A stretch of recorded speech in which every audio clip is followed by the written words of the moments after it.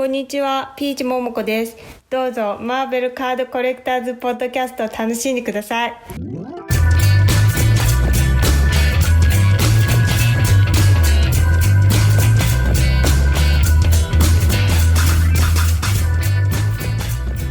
Hello everybody, my name is Ian Taylor and you are listening to the Marvel Card Collectors Podcast, your weekly digest of hobby goodness, brought to you by the Marvel Cards Fan Collective, an awesome community of card collectors and creators. You can find our two groups on Facebook, details of which are at the end of this very podcast, so come check us out. With me as always is my co-pilot in all things Marvel cards. The best surfer out there is the one having the most fun, and if you want to surf, silver or otherwise, you've got to move to Hawaii. Aloha, Noenrad. I love it. I love it. Perfectly pulling it all together. I was researching Hawaiian quotes, and a lot of them were coming up in a language I wasn't even going to attempt. And that's just me being shy at attempting new languages. I'm also about to probably muff up the surname of our guest this week. I'm going to have a go. Chris Inoue, is that it? Did I get it right? Yeah, it's close. It's good. Yeah. It's close. Oh, there we go. Good. We had a little practice about 5 minutes ago, but like a goldfish, of course, I can't remember that now. This is gone straight in one ear and out the other. How are you, Chris? I'm good. Thank you very much. Thanks for having me. Oh, you're very, very welcome. So, eagle-eyed listeners, eagle-eared listeners might remember that about 6 episodes back, maybe a few more, we read out a message of yours and completely surprised you. Yes. Freaked you out a little bit, so apologies for that. I didn't mean to embarrass you at all. About that you sent in to us via Instagram. Yes. And it was a lovely message, and thank you for everything you said. I don't have that message in front of me right now, which is probably good. But I thought it'd be a great idea to have you on the show. A, because we love you, and B, because I think our paths have crossed before. But before we get to where our paths might have crossed before, tell us about yourself. Who are you? What do you collect? So my name is Chris, and I live in Hawaii. And I've been collecting for a long time, for the majority of my life. And I do collect Marvel cards, of course, as a part of non-sport cards in general. I've been in and out of different sorts of non-sport cards, from Marvel to Star Wars and entertainment and other things as well. Cool. Legend. So, where our paths have crossed is you were, in fact, I think you said actually you still are, because it's still there, one of the moderators on Scoundrel. Yes, technically I still am. back in the day. So, well, I guess let's start there. How did you get involved in Scoundrel? What brought you there? So it was back in the early 2000s. I started because I had been collecting Star Wars and Lord of the Rings cards, and once some of the earlier top sets got me into finding out about and collecting sketch cards.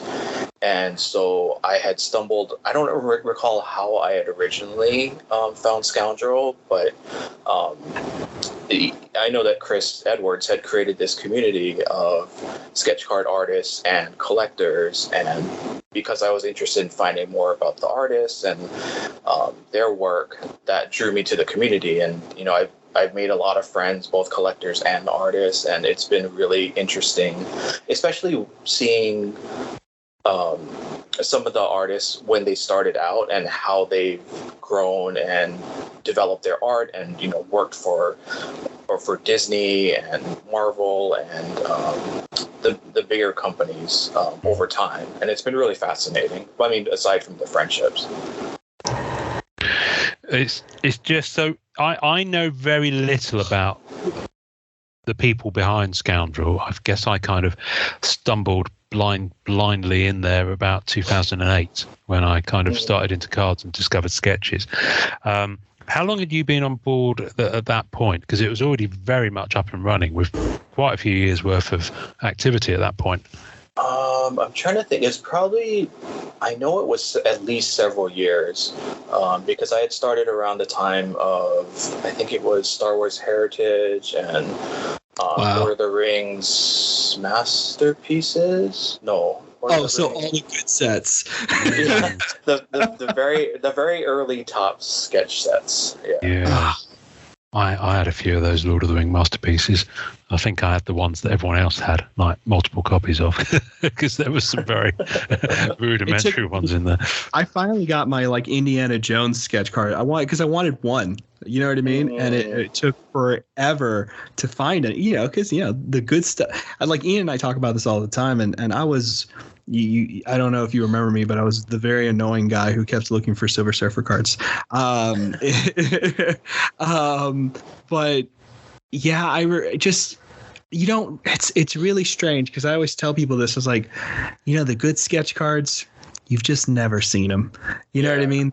You just don't see them. You think you see something and you're like, oh, that has to be the best ever. And you're like, you haven't even scratched the surface. That's been my favorite part about it. It's true. I honestly really, really do. And I know a lot of people who have really impressive, amazing collections, but there's still so much I haven't seen. There's so much good historic pieces out there. It's amazing. Yeah. That's one of the shames about going back to look at Scoundrel, because a lot of people put it on image hosting that simply damn doesn't photo exist bucket anymore. Yeah, photo bucket and all sorts of other things. So you go back there, and there's all the posts are still there because it's very much the old style bulletin board type of forum. Right. Yeah. Which is great. It has all the great navigation and stuff that Facebook doesn't. I wish Facebook groups was a little bit more like that, because you can actually find stuff, and it's actually got a structure to it. But you go through all these threads, you can see people absolutely gushing over something you can't see anymore. Yeah, all the images are gone. Yeah, so which is a real shame. So tell me, we are going to do. I don't want to get. I'm just curious about it, but I don't want to bury the lead too much because I do have plans to do a bit of a Scoundrel focused episode, and I'm hoping we can arrange it for you to come on and join that one, along with a few of the other collectors. But just so that for my own curiosity, you mentioned someone called Chris Edwards. So I've never known who set Scoundrel up, who started it. Is that the person you're referring to? He is, yeah. So right. His original tag was Marley Eds, I believe. Oh, yes. That's right. Yeah. Yeah, wow. And so from what I understand, he originally set up the forums kind of because he himself wanted to interact with the artists and have a place where they could discuss the cards and things like that. So I think that was his reason for founding the boards. Yeah. And I tell you the interesting thing about that is that it's only just occurred to me now, but one of the things that I guess inspired me with the groups that we've set up on Facebook is that interaction with artists, because Scoundrel was my first experience. So for me, that was kind of the norm, if you like. The artists being able to engage with the collectors and have that dialogue, and it becomes a bit of a symbiotic thing because the artists themselves sell their own works in different parts of the forum and can promote their own creator own sets and things like that. And you just don't see that much in the Facebook groups at all. Outside of ours, I believe. I certainly don't recall seeing it in some of the other ones, which is interesting. I tell you, one of the other interesting things about Scoundrel is that for me, character collecting is and was very much a normal and regular thing there. So now people say that character collecting is on the rise. I would say, and it is by virtue of economics and affordability of sets and things like that. But yeah, there were so many character collectors. I remember one guy, I think his name was Dean, who was big time into Nova. Oh. He had hundreds of Nova sketches. So what was your kind of poison, if you like, when it came to Marvel cards? Where did you come into Marvel cards? Because if you came in on the Lord of the Rings train, as it were, when did you kind of look across the train station and see the train on the Marvel platform and think, oh, I'll go over there and have a go? I think it was. So I'll admit that I've never been a real big comic guy. So I mean, I'm been basically a trading card guy my whole life. So I bought the original Marvel card sets. But when I started on Scoundrel, I was more Lord of the Rings and especially Star Wars. But the sets I do remember were Complete Avengers and Women of Marvel, because those had a lot of this, well, not a lot, but some of the same artists who were working on the top sets. And so I kind of followed them into that, and that's amazing.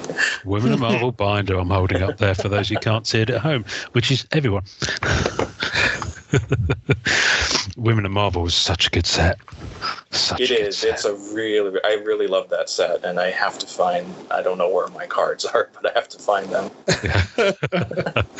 So is it like that in your house? Have you got like vast kind of closets full of boxes of cards? I do, unfortunately. Not unfortunately. Okay, that's good stuff. So good stuff. Yeah, Complete Avengers is you just don't see those very often. Those cards are really beautiful, and they have some amazing artists in there too. Yeah, really. And I mean, I know that one of the big draws for those sets was with the Rittenhouse sets was that they offered a guaranteed color sketch, because a lot of the tops ones were penciled, which I still love, and don't get me wrong. But I mean, I know that their draw was the color sketches. Well, it's so funny. I just bought the my cat's being ridiculous. We got a cat on the podcast again. She's terrible. I just bought the sell sheet. Get out of here. Go play. For Complete Avengers. Oh, I've got one of those. They're brilliant. And it does say right on the bottom, one color sketch per box. It was like because it was Flare to Spider-Man, Silver Age, Marvel Creators Collection, Topps Legends. This came out in 2006. And this is probably one of the very first sets to do color, no? Yeah, that was 5 years after Topps Legends. I think that was the next. I think that was the fifth set. I think it's the next one. Yeah. Yeah, I think it's the next one. Yeah. For Marvel, and I think it was just crazy. Crazy. What is it? What does it say on the date on the bottom of that? It says fall 2006. Oof. Wow. We can call the dealer inquiries and see if they have any boxes left if you guys want to call them. Actually, seriously, can we do that? Can we actually call that number? I don't have my stupid phone on me, but I will. We'll do that a little bit later in the podcast. We'll call them, see what happens. I think so. Just see what happens. I'm not sure. I've listened to podcasts where people like blindly call numbers. Surprise people. I'm not sure that's me. I'm not sure I've got the stones to do it. You know what we should do one day is find out all these old numbers for like redemption cards and all this other stuff, like old school, and just have an episode where we just call the numbers and see who's there, see what happens, what companies took them over. Be pretty funny. No, I think it'll be like, what do you want? What do you want? It'd be probably beeping. It'd be we could tap into some government nuclear thing or whatever. Oh yeah. The cops pull up outside. So you rang this number, what are you doing? You rang this number, what are you doing? So Scoundrel, for people who don't understand why Scoundrel is such a big deal. And I was fortunate enough to like be early off in the game. I can't tell you how many control prints I had of cards that I would see on Scoundrel and drew over. And I have like a binder filled with these images of surfers that I would just like, because I would scour it because it was amazing. Because, they got deep six and you never saw them again. But I mean, like, you got to see, what they look like. You got to, they did, you still got to like at least experience them in some level. So I would have like stacks of papers of all these cards I had find and record keeping, which most of us do. Scoundrel was like, other than the Yahoo groups, right, which was a little bit before or whatever, Scoundrel was kind of like the meeting ground. It was the first time that I think Marvel card collectors really were in one space. I don't think people realize how significant that was, especially understanding how difficult and rare these cards are and hard to find. Yeah, absolutely. Complete Avengers let's think. So yeah, my first one was Spider-Man Archives. That was the one I went in on for obvious reasons. But no, that was. I think that was the first big release after I kind of discovered sketch cards. Because Spider Archives was 2009, I think. So I didn't get to buy into sketch cards until much later. Like I don't know about you, Chris, but the first picture I saw about sketch cards was the Doom Collector, with like he's hanging over all the cards. That was the first picture I saw of sketch cards. I saw this guy over all these different variations of Doom, all hand drawn, painted, markered mostly because it's old school stuff. And I was just like, oh my God, I want this. And that's kind of what set me up. So for your collection, Chris, did you go down the character route? I know you did particular sets, but did you do like complete artist sets where you got an example from every artist? Did you go that far in? I'm sure you did. No, I mean, I think it was just kind of random because I had gotten to know and become friends with so many different artists. I kind of wanted a lot of different representations of different artists in my collection. So it was just kind of a combination of opening boxes and, buying whatever I liked. That's awesome. That's great, man. So cool to be around that total time. Random. I love that, though. I mean, I think that's great. I think that's awesome. I love the total random collectors. We've spoken to our two Kevins, Kevin St. Jack and Kevin Letty, who was I Eat Cards back in the day. And like, they kind of did the same thing. They knew the artist, but their collections were very much like, well, I love this. I love this. I love this. It's so cool to see how those collections build over time and take on an identity. You know what I mean? Even though you're just picking up things like, it's really interesting. I'm just drooling at the memory of some of the images, but it's like I'll never see them again. Like some of the someone posted one on group actually.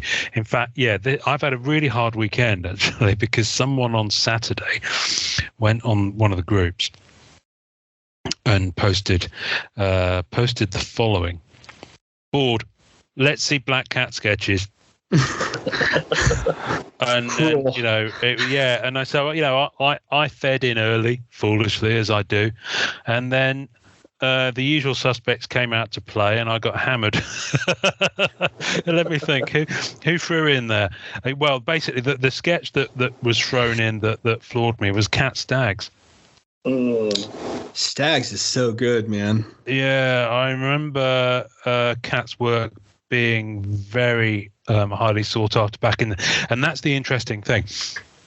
I find that each kind of year or group of sets, or maybe even down to the set in some cases, there's always a hot artist of the moment, which I find quite interesting. And certainly Cat Stags was up there back in the day. Back in the day, yeah.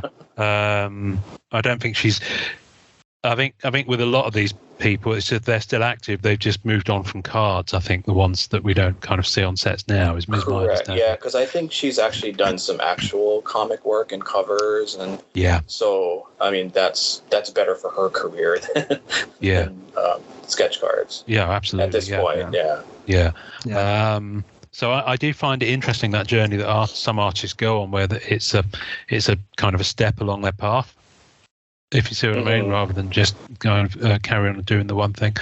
And who else? Just trying to think who the hot ones were back in the day. I mean, Sana Yu has come back. She's very sought after.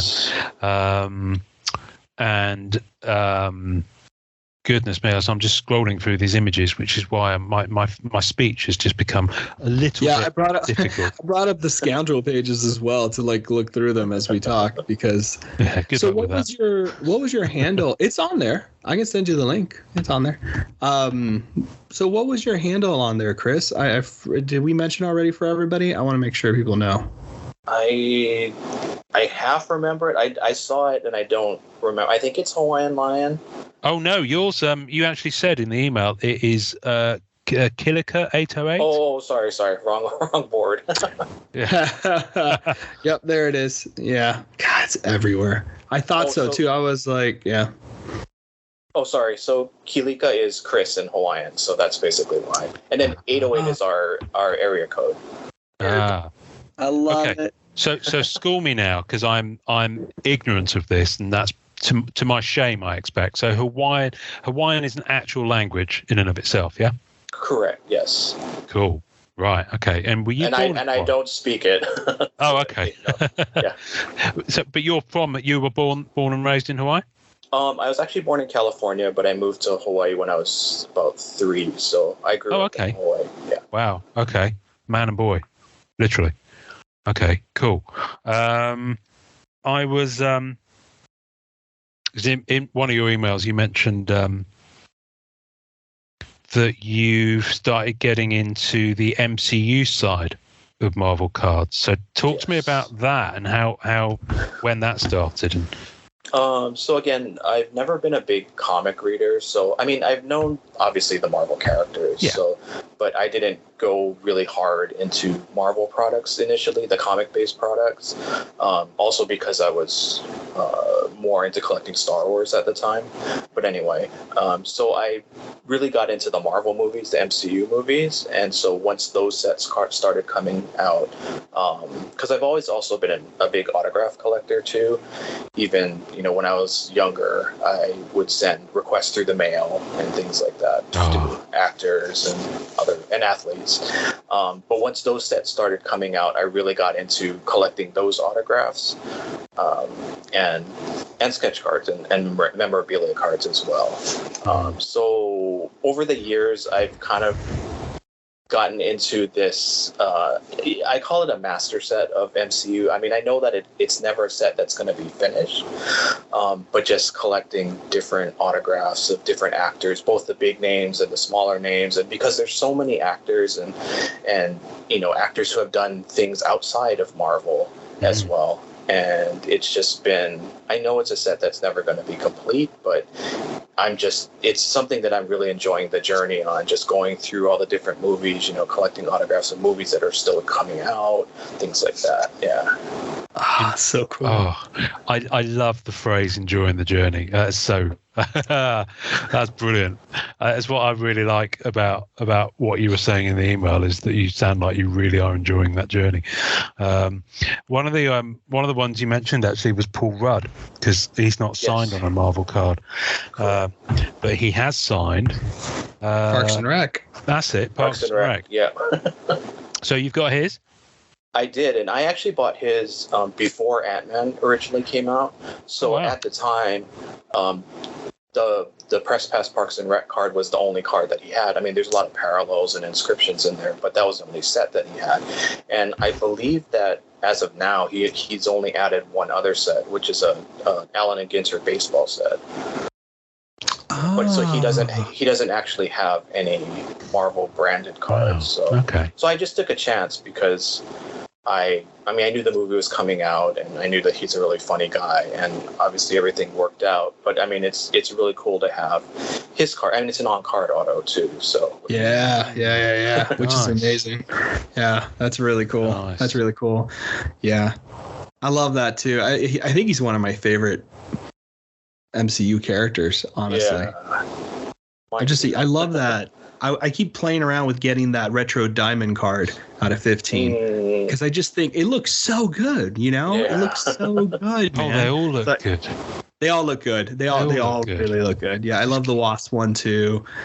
She did a bunch of on card. Was it on card for Ant-Man and Wasp? Right? No.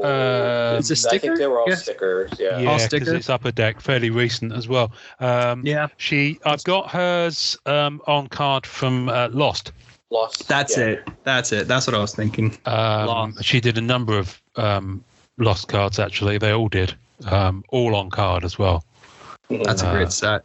Which is, it is. I'm nowhere near finished, but I'm not far off, actually. Having said that, I think I've got most of the Inkworks era nailed. Probably about halfway through the Rittenhouse stuff.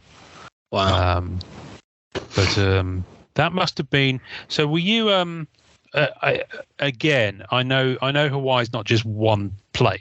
There's what, four islands? Is it 4 or 5? There's. Put me on the spot for this one. I think. No, I know there's more than one. So yeah, there's 8 main islands, I believe. Oh, 8. Yeah. Fuck. Okay. All right. There we go. There's my. I really need to properly do some research before I start talking about things I don't know anything about. No. I just get fascinated because Lost is one of my all-time favorite shows, and I just get fascinated with anything relating to Hawaii now. Whenever I kind of think about Lost, I start getting a bit giddy with it.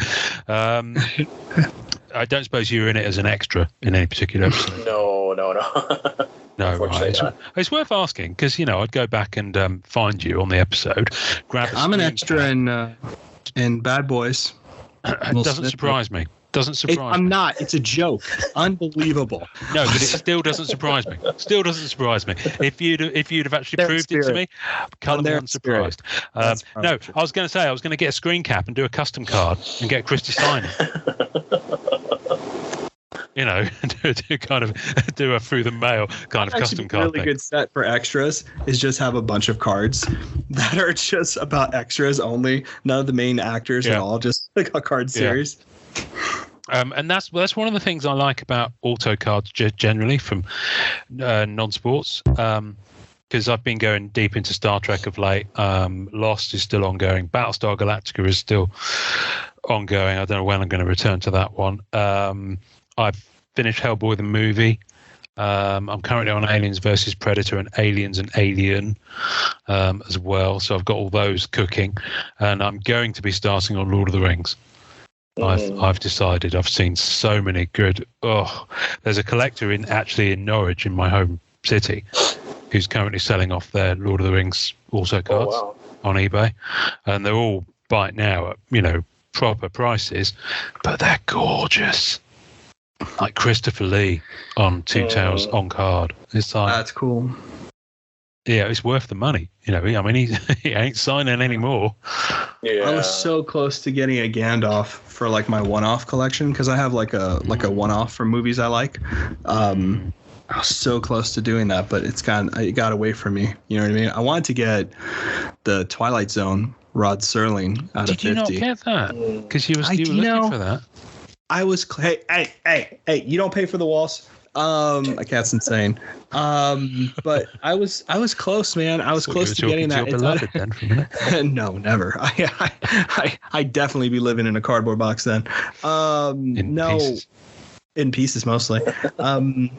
It's like out of 50, and I stupidly asked some people, I guess, who were really entrenched in the hobby and didn't like me asking. So one did come up on eBay, and then it went for like $2,000, and I was like, okay. I was like, whatever. That makes sense. I figure it was my mistake. I should have just kept quiet and waited. But me and my big mouth. But there's so many beautiful cards out there. So I wanted to ask you, Chris, because I feel like people who, like yourself, were on Scoundrel and collected sketch cards in that era, right?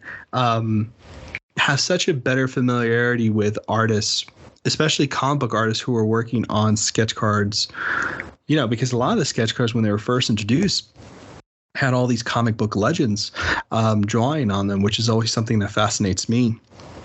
Who are some of the artists that you were just like taking back from, people maybe we don't know that are comic book artists, because I think about Ed Benz, who, I love seeing sketch cards by him, and some other artists. I wasn't sure, if you had any favorites that you could talk to. So again, I didn't really get too much into the comic creator sets, because I honestly don't know a lot of them and didn't appreciate their work. So it was harder for me, even with the original, what was it, the Marvel Masterpieces sets that had sketch cards in them. Yeah, that's right. Like, 07, 08, I didn't know a lot of the comic creators, so I followed a lot of the artists who were new to sketch cards and new to comics. And that's cool. Like Kat and Katie Cook and Randy Martinez and yes. So some of them who are working actually in comics now, but who originally were just hired on to do cards for Topps. Yeah, right. Like illustrators, fantasy artists, like that. Yeah. So that's the kind of group that I was attracted to. I mean, more so for their styles of art, and those are the ones who I collected more because I just didn't know, and I couldn't appreciate the actual creators. It's tough. Those sets are really tough to understand. I mean, you really have to really be entrenched in and understand. So, God, that's awesome. Katie Cook is so great. Yeah. I love her stuff. She was actually at a convention in North Carolina, and my wife and I were walking by, and I looked at the work and I was like, oh, that looks like Katie Cook stuff. And I looked back and I saw Katie Cook's name. I was like, oh my God. And I'm like 6'5", and I like stopped in my tracks. I was like, oh my God, Katie Cook. And she looked frightened as hell. And she was sitting down, she's shorter, and she was like, hi. And I was like, I'm so sorry, I collect sketch cards. And she was like, oh, you're one of those people. And I was like, it was funny because I was talking to Matt Fuller, who is another Lord of the Rings collector like yourself and a Marvel card collector. And he was talking about how you just don't get sketch cards anymore that have like thought bubbles or have that humor. You know what I mean? It's such a shame because we were just talking about that on Instagram, and so many good cards, especially if you're like Star Wars Heritage and all those. She did so many good ones for that. Yeah. Oh man, so many good ones. She did such good pieces there. So who are some of the artists from Heritage, Star Wars Heritage, that you were a fan of? So Heritage, Katie, Matt Bush. Let's see, who else was there? Joe Caroni. Ah, that's cool. Randy Martinez. I'm trying to remember who else was on that set. Tom Hodges, Otis Frampton, who doesn't do cards anymore. Oh, I was wondering about that. Wow. Yeah, I think he kind of moved into digital illustration, and he kind of got tired of doing the whole card scene, so he moved on to other things. Yeah. Wow. Those are great. Get tired of cards. I suppose people do. Well, the business, I mean, being a sketch card artist, I mean, has to be. Oh, it's hard graft. Yeah, that's terrible. Not much reward, you know. So it's hard. That's really niche. So for Heritage, when you're looking at Heritage or even like Complete Avengers, right? Were there characters and across anything like Star Wars, Lord of the Rings, or Marvel that you were more attached to, or maybe like a style of art? I don't think there were too many characters. I think it's more the style. So it was, I guess it's kind of weird because I had a wide variety of cards that I liked. I mean, because Kat's more photorealistic, whereas, Katie and Randy Martinez are very, their lines are, I like lines that are very simple but defining. So like Katie and Randy, they don't have to draw you don't have to use a lot of pencil or ink to define their characters, and their styles are very distinct, and it's just their styles are ones that I really liked and was really drawn to. I think what's great about them is like, I like that kind of work as well, right? I love it's not necessarily the amount of work that's in there, it's the decisions that are made that really, you know what I mean? Like those artists especially, they like understood how to frame with just one or two lines to give you that composition just right, or just it's more about the decisions than the persistence, meticulousness, details type of stuff. Yeah, I love that. I love those. I love all of that kind of stuff. Yeah, and I mean another part of it too was the humor, like you were saying, because Katie and Randy and even Andy Price with his Rittenhouse stuff, they just put so much humor and into their cards that I mean, it's not just the artwork that you enjoy, but it's the sense of humor that goes along with it. Yeah, the storytelling. I'm so mad. I missed a great Andy Price surfer. That was on. He's on a beach scene, and he's going surfing, and basically it's just a very funny scene. But it was great because I was gonna get it, but surfer's so expensive for me now. I have to be like really picky. But it was reminiscent of the Topps bubblegum card that he was on. Funny enough. Yeah, I know. I don't. I'm sure he knew because it was just way too close. You know what I mean? Like, just way too close. But I missed it. But I love Andy Price's stuff. I think there was a Supergirl just recently, DC Universe on eBay. Just recently, it was a beautiful piece too. But I just miss those guys. I don't know. I feel like, so do you? I've seen you moderate pretty recent groups in Scoundrel for like Marvel Masterpieces 2016 and sets like that. Are you kind of still into more modern sets? Do you stay away from modern sketch cards? What are you kind of still into? I think because I kind of moved over to autographs, and I had kind of taken a detour from cards after Scoundrel for a while, that I haven't been following the artists as closely, so I don't know a lot of who they are. So it's been a learning process lately, getting back into to Marvel cards and learning all the artists who weren't around when I was originally collecting sketch cards. So it's been an interesting process. It's a lot more artists now, and it is an awful lot. It's an awful lot. It's hard to like come back and come in and out. Like I haven't had that experience yet because Ian and I with the show and everything like that, we're pretty much 24/7 with this right now. But I can't imagine like leaving, which I'm sure will eventually happen, and then coming back and having to like see what's out there. You know what I mean? Yeah, I did that once. Oh, that's right. Yeah, I bailed 2013, 2014. I was pretty much out, which is why I'm still struggling to fill in gaps on. I missed Women of Marvel 2 and Dangerous Divas 2, pretty much, in terms of Black Cat, and I'm still kind of struggling. Of course, they had limited numbered parallels in those sets. So, and then, I kind of came back in just as Vibranium and Marvel Gems, and then Driscoll, of course, and then it was all over after that. But no, I was just suddenly I went off scuttling off to get my Star Wars Heritage binder. Oh, that's so cool. Which I was talking to Greg from Rebel Base Card podcast. Have you heard any of his shows?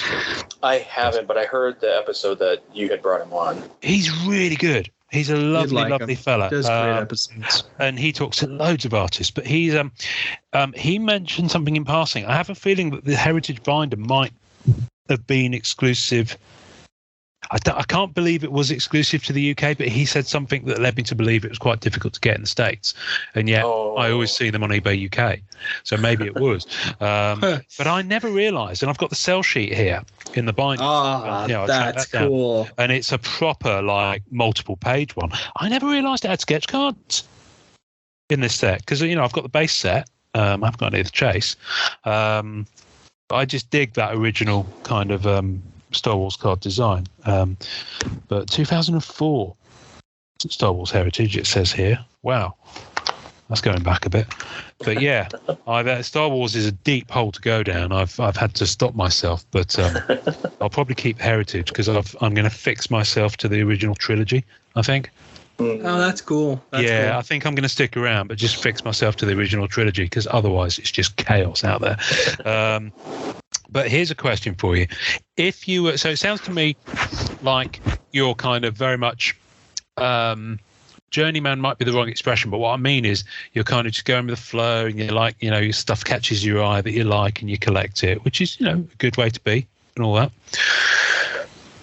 And you're not necessarily focusing on characters. However, if you were to go for one kind of Star Wars character and you were going to go just, someone said to you, you can only collect one character from Star Wars, be it sketches or on base cards, the rest of your days, who would you go for? Probably Boba Fett. I mean, that's okay. That's an easy answer, but yeah, that's a good one. Slipping you a 20 under the table. That's a good one, man. I mean, well, so you're an autograph guy then, right? So I think I have a Boba Fett card here, and I'm sure you'll recognize it. It's the Galaxy one with the white backdrop. I just think those Galaxy autograph cards are some of the nicest Star Wars autograph cards I've ever seen. I just can't get over it. They're beautiful, and it's the art by Joe Smith. Is that right? Or I forget who it is now. Who did those portraits? I forget who it was.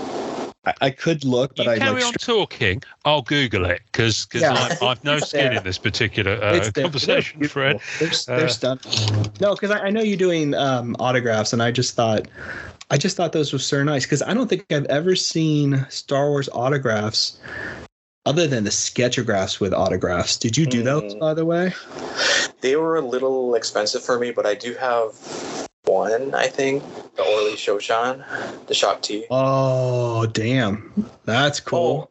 And actually, I used to have an Anthony Daniels, but I unfortunately sold that one. Oh, it is Joe Smith, by the way. I thought so. Joe Smith. Okay. But, man, those are really cool. Sketchograph, autograph. I really like those. Those were. I wonder if Upper Deck will do that. Hang on a minute. So they're. Let me just get this straight. So it's a sketch card, but it's also signed card by the actor. Yep. Wow. Okay. They're awesome. I'm used to memorabilia cards being signed by the actor. Lost was my first introduction to that, actually. Wow. With costume relics, then signed by the actor, and then it kind of went bonkers with Lost, where you had like cards with sand in from Chris's local beach, and it might have been, for all I know, and pieces of the plane. That's cool. Embedded in a car, and things like that. I think we know who Norrin's Star Wars character would be if they were going to go on that particular journey. Mandalorian, baby, all the way. Din Djarin. So we've got Surfer and Mando for you. Chris is Boba Fett and or Boba Fett, as we say over here. Miss Marvel. That's a good one. Kamala Khan. Right. Okay. Ms. Marvel. Right. I'm with you. You got to be excited about that series, man. That's going to be pretty fun. I am really stoked, and I'm really happy that the initial reviews are really, really good. I know. Yeah. I saw that. That's going to be fun. When's it land? I think it's soonish. June 8th. So next week, because we're recording on Memorial Day for you guys. Next Wednesday. I believe. Yep. Wow. Oh, Wednesdays again. That's cool because I quite enjoyed. So I think they're keeping Marvel on Wednesdays and Star Wars on Fridays. Marvel works well for me on Wednesdays because I work from home on Wednesdays, and I was able to. And my wife works on Wednesdays, so I've got the house to myself. My kids at school, so I can come down, quickly get myself something like egg on toast or something, get it on a tray in front of the telly, and watch the Marvel episode on my lunch break, and then come back upstairs and start work again. It's great. I've managed to fit that into my schedule, so I'm not really far behind and get all the spoilers. I would be Princess Leia, Empire Strikes Back. That's a damn specific Leia. Well, that's the thing. If you don't specify it with Star Wars, it's crazy. That's true. You think about how many films she's been in, how many outfits she wears in every film. I mean, honestly, she gets more outfits in one of those movies than Lady Gaga does on a concert. It is crazy. So, yeah, Princess Leia, and specifically, if I was going to really narrow it down, I'd go for the outfit she's wearing for kind of the first hour. Where she has that first hour with Han in the Millennium Falcon, and that's a good one. That's a good one. Yeah. That's cool. That outfit kind of works for me. Unbelievable. Yeah, but just ignoring you at this point. But yeah, I do think. I mean, that's true. You do, don't you? I think you do. I think you really do have to be specific with what costume. Yeah, I think, and it's the one thing. So, Chris, have you found? Because I've recently found that my complete everything I thought about myself as a collector has changed in the last 18 months. I've got changed direction completely, and I found it a lot more rewarding to do so. Have you found that you've ever kind of done that in your years of collecting? Have you kind of made any organic or decision kind of changes to how you collect and what you collect? A little bit. I mean, with the autographs, it's been pretty constant, but with the more recent product, I mean, because I kind of got away from opening boxes because it got really expensive, and not that I'm doing it for return, but the return wasn't that great. And I mean, I would make better use of my money buying singles, whether it's autographs or sketch cards or memorabilia or parallels or whatnot. But I mean, during the pandemic, it's really, I mean, I haven't changed too much, but I've actually discovered new Marvel sets. I mean, because I was out of Marvel for a while, I've been able to find new sets, and there are products that I wasn't around when they originally released that I now love. And also, finding your Facebook group has been really great for me as well. And the podcast, of course. Oh, that's right. I'm gonna Norrin, slip him another 20, will you? It's in your paper.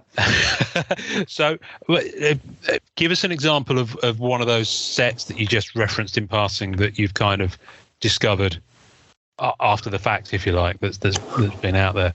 Well, one of them is the 2016 Marvel Gem set, because I wasn't around. I mean, I wasn't collecting Marvel at the time, and even if I was, I don't think I would have opened boxes because they were so expensive.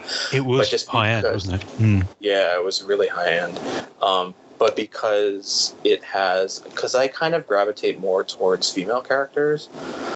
So that was a really great set, especially with the parallels. Oh my goodness, that's awesome.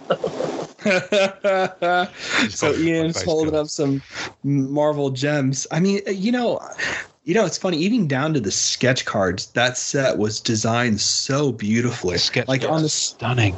If you don't know the sketch cards, basically the way they are designed is you actually have diamonds and gems on either side, but they're in that foiling that you would usually see reserved for like the AP circle or, anything else. And they're kind of really slathered all over there in a really nice composition. It's really beautiful. Quite awesome. They're kind of scattered, I guess. Scattered. Yeah, Right, it's one of the prettiest sketch card stocks I've ever seen, actually.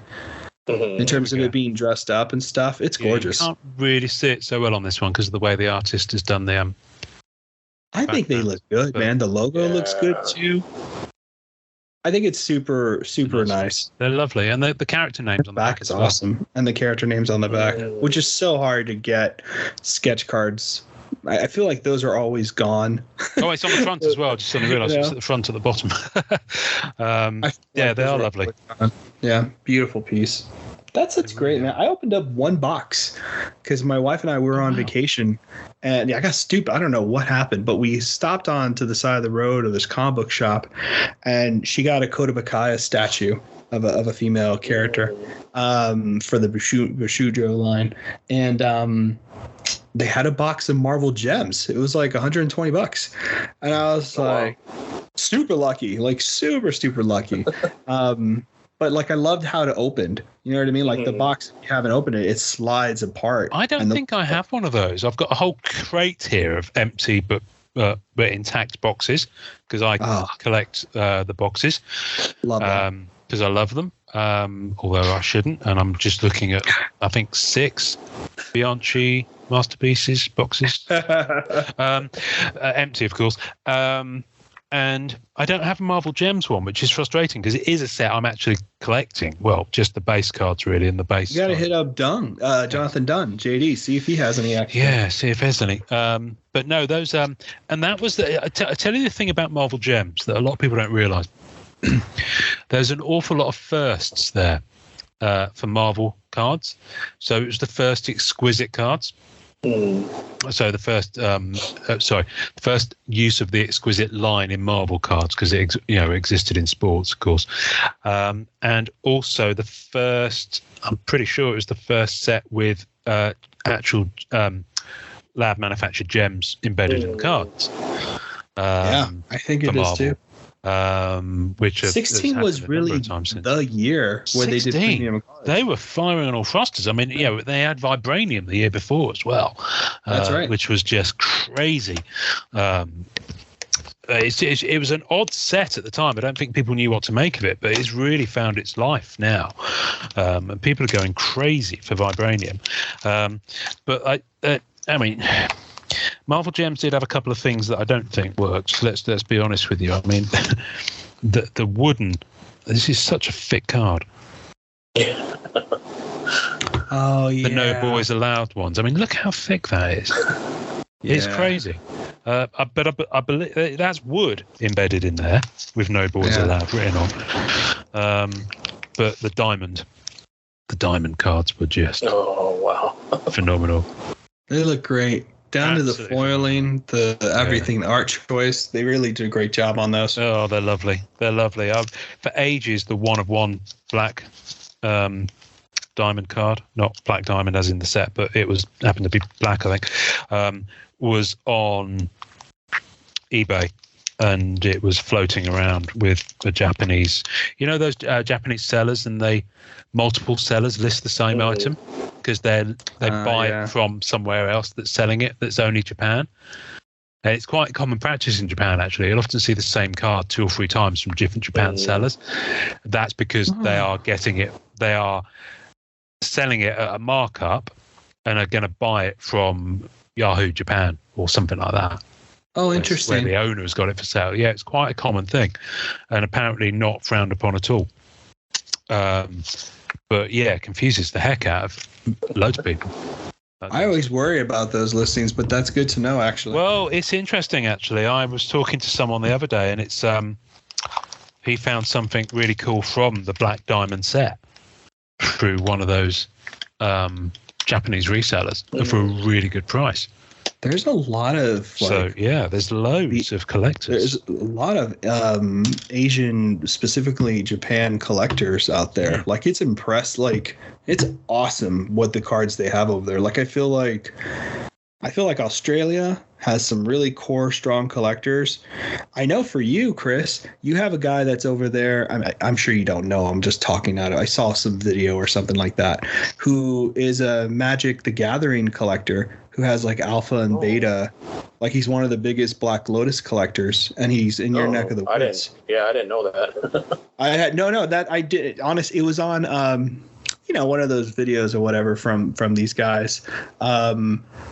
From Vintage Magic or whatever, the guy who owns that website. But he was showing a video, and the guy lives in Hawaii, and I mean, decked out. And it's not the only person I've heard too. Like, Hawaii has some pretty big collectors in Hawaii. Big collectors in Hawaii, which is nuts. That, Australia, Japan, and then we have some in the US, but it's pretty amazing how far spread out everybody is. I tell you the interesting thing though, the Upper Deck license covers that side as well. So I think it covers Hong Kong, Singapore, Japan. Oh, I didn't know that. So they can release and ship over there. That's why. This is why when we did our Masterpieces box break video. Yes. Yeah. Well, that's right. We did it. We weren't the first video up because at that time of day it was already past embargo time in Hong Kong. So the first videos up were break videos from sellers in Hong Kong. Those guys are beasts, man. And they open up so much product over there. It's crazy. Masterpieces 20, loads got broken. And people were really thirsty to get stuff, in the States and Canada and Europe. And so much of the product, I think, went and was broken in Japan, Hong Kong, around that way. Yeah. So round that way, he says, geographically generalizing. But, I'm just sort of thinking of a map in my head. So let me think. One of the things that you mentioned on your email, which I found was really sweet, was you had a hookup, a scoundrel hookup, at San Diego Comic-Con. I think it was. Yeah. Tell us about that. 2008. So that was my 2008. It was my one and only time to Comic-Con. And so I forget who it was, but one of my friends from Scoundrel had organized a dinner for a bunch of us collectors and artists, and so that's when we had been obviously we've been talking on the board for years at that point for some of us, and so that was the first time that we were able to meet in person and kind of hang out and everything. And that's just aside from seeing all the artists who actually had tables at the con, but that was really fun. I only mentioned it just because Norin had said when he went to Culture Collision, just being able to meet up with a bunch of Marvel guys who he had been speaking with online or whatnot, and being able to meet them in person for the first time. That's the thing, and that's why I want to touch on it, because that's starting to happen so much more now. Now that we're opening back up. We're doing. And we want Ian there, so we'll try to do another. We're gonna do another one where Ian can actually be there. But coming up in June, we're doing one basically for the group in Charlotte, North Carolina, called Heroes Con. Heroes Con. Okay. And so Heroes Con is a pretty big convention, but what's really nice is that a lot of the artists that are sketch card artists are actually going to be there. So there's going to be a lot of tables, a lot of sketch card artists, and I don't know how this even kind of got started, but basically, I really don't. It kind of got out of hand, is that what you're saying? Matt Fuller asked me, and then other people were like, all right, let's make this crazy. And I was like, what? But apparently, I think the goal of it is to basically have it as like a group trade event for the first time. So people are going to bring original art from the sets. People are Matt Fuller's bringing, I think, 1,200 sketch cards. It's going to be binders and binders. I'm going to FaceTime Ian, and we're going to do a thing. We're going to do a bunch of fun stuff, but it's going to be trying to make it into a big thing. You know what I mean? So it should be really fun. Can you just have one of those really old CRT TVs, the ones that go back as far as they're wide, on a stand with wheels that you wheel in, yeah? And I'm on there like max headroom. You're Ian 5 instead of Johnny 5. Work. Ian 5, and you just rolling around everywhere. I love it. Yeah. Oh, wonderful. That'd be cool. So I'm excited though, Chris. So that must have been. So for me, when I met everybody, it was a pretty crazy experience. I talked about it a bit more, but was it similar for you? Scoundrel is famous for the types of collectors that were on there, because I think Scoundrel, if I'm not wrong, Chris, and you please correct me because I don't know, you do, had some of the biggest, if not the biggest, Marvel card collectors of our hobby pretty frequently on there. Yeah, at the time, definitely. And so it was pretty surreal, but it was a great experience just being able to finally meet everyone in person. Both collectors and artists, and just being able to hang out and talk about anything. It wasn't just cards, obviously, but it was so much fun. That's so cool. That's so cool. That's fun. I'd love to go to San Diego one day. And the interesting thing is I was on Dan's live the other day, great curator, and because he was at Celebration, and I was just thinking out loud, and I was saying, Disney really needs to do a Marvel convention, because Star Wars has Celebration and the Disney movies have D23. As big as Marvel is now, why not do some sort of Marvel-centric convention? Well, we were talking about this with Greg, and I said, because, the thing is with Star Wars is that, wherever you are in the fandom, they celebrate it, and there's that ethos, so it's the perfectly named thing. You don't have that. I think it's there, but it's not fostered and that connectivity. The people who like the comics, might not be so into the films. The people who like the films might not touch the comics. They're people who like the cards. There are definite lanes that I find people are stuck in. Because they like certain things. So I would love something that would pull, those different aspects together and kind of make it a bit more Venn diagram. I think Star Wars has always been really good at that. You know what I mean? I remember, I don't know if it was here that I was talking about it with you, Ian, or somewhere else, kind of blanking out on that. But Man, Star Wars, like, I remember being a kid and getting the Star Wars magazines with the toys in there, the cards. It was like, Greg. Yeah. Oh, this was Greg. That's right. And like Marvel just never has ever kind of made that synergy, right? That kind of like relationship between all their collectibles and this one place. Like no one's ever really capitalized on that like they quite did it for Star Wars. Star Wars has done it for so many years now that you expect it, right? That's what Greg was telling me. You know, you expect to have your toe dipped into a couple of different pools, you know what I mean? And you understood that you would have action figures and cards, and you can have this and that, you know. But Marvel, not so much. I'm hopeful that changes, and I think it's mostly because I think Marvel cards need to be more at comic book conventions than they need to be at card shows. Yes. You know what I mean?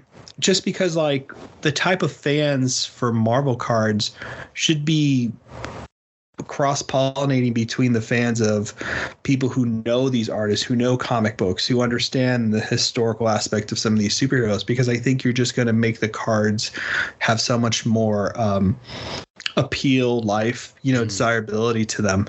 So it's interesting. I mean, it's funny you were talking to Dan, you know, everything that's happened with Marvel cards and the waves and everything is now just starting with Star Wars, you know what I mean? They're like in the thick of it now. Those poor bastards. They have no idea what's going on. I can't wait. I've seen so much good footage from Celebration. I can't wait to talk to Greg. Celebration's so good. He had the life of Riley. I've got to quickly ask you because I'm fingering some of my own cards here. No smutty comments, Norrin.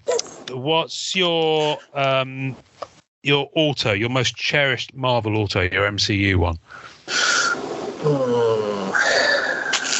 What's the one that you pop under your pillow at night? You better not have cards there, Chris, and you haven't showed me any yet. I was going to say I was hoping you'd show us something. Chris, I've got loads of stuff ready to show. If this guy looks off camera and is looking at his cards and he hasn't thrown them on camera. Okay, Benedict Cumberbatch from Star Trek. Oh, that's a nice one. Damn, look at that auto, Chris. That thing's blue, man. That's on beautiful. card. Yeah. Dangerous mother. That's beautiful. That's awesome. I can show you some more real quick. Oh, yeah. I'm always up to see cards. Well, I'm sweating. Well, I'm going to show you, as you've shown me Doctor Strange, there's my Wong. Oh, I love the Wong. Wonderful. I love Wong. And there we go. This Bud. Parks and Rec. Thank you very much. Man, you got really clean stuff. Damn. We will put photos of all these on the tasting notes, folks, for those listening. Michael Rooker from the first guy. Those first Galaxy set autos are tough. Yeah, and this one I actually pulled, and I should have bought more of them when they came out. Wow, congrats on that. That's awesome. This one I picked up last year, and I'm particularly pleased with it. It's a sticker, but it's... I love that. Man. Greg, because he hasn't signed for any of the newer Upper Deck stuff. So, he did do it for them. Oh, there we go. We're having a Clark off. See that's his.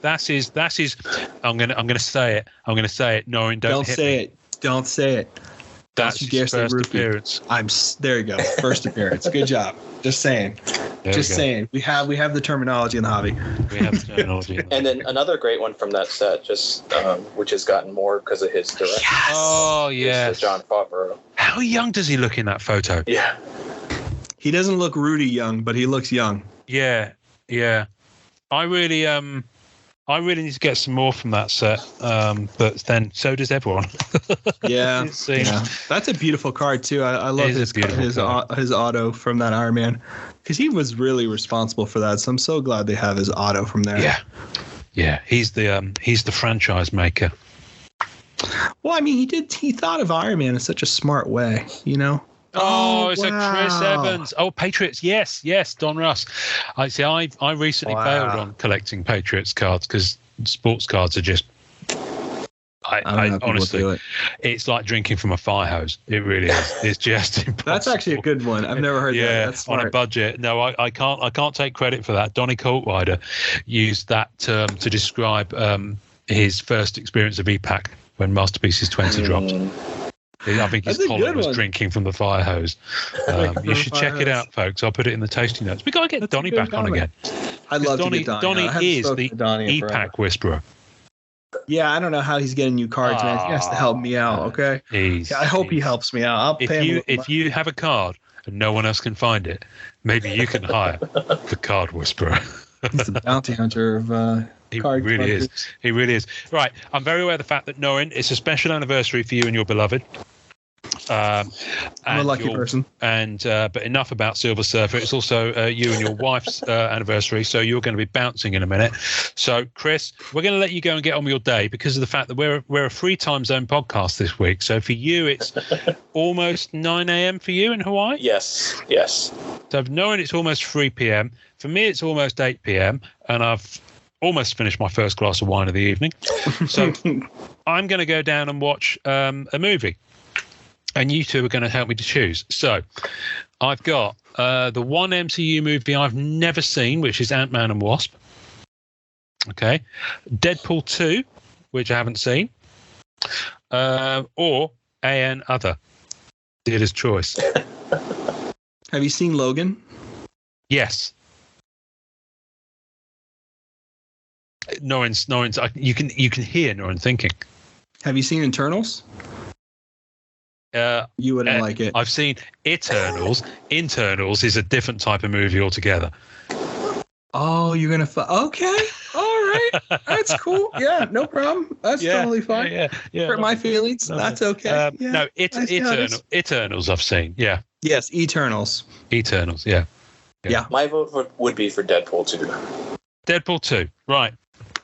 There we go. Chris? Deadpool 2. Deadpool 2 it is. Because it's got my favourite heterosexual man crush at the moment, Josh Brolin. Isn't he good? You went almost Josh everything over he is. Ryan Reynolds? I am so disappointed. Oh, yeah, absolutely. Yeah, any day of the week. Never. Yeah. I go Ryan all the way. No, Josh is sturdy. I mean, look at him in Dune. Josh is sturdy. Yeah. And he's Thanos. Yeah. So, Can't beat that. Anyway, Unbelievable. Chris, thank you for coming on. And, Thank you for having me. Yeah, I'm really listen. I want to carry on talking to you I want to talk about Scoundrel more. Okay. Because I think there's stories to be told about Scoundrel. Stories. Not least of which it's weird. I kind of dipped out of the hobby and then I came back and Scoundrel had kind of just everyone had gone. I remember logging in there and it was like, where's everybody gone? It's like I was like walking around in one of those empty mansions going, hello. And there's like cobwebs everywhere and things like that. And it was really bizarre. So I still don't really understand why it kind of just faded away in that period where I was kind of dipped out of the hobby. But we'll answer that question another time. Chris, you've been gorgeous. Do you kind of rock up anywhere online and show people your cards, or you kind of just keep your shit to yourself?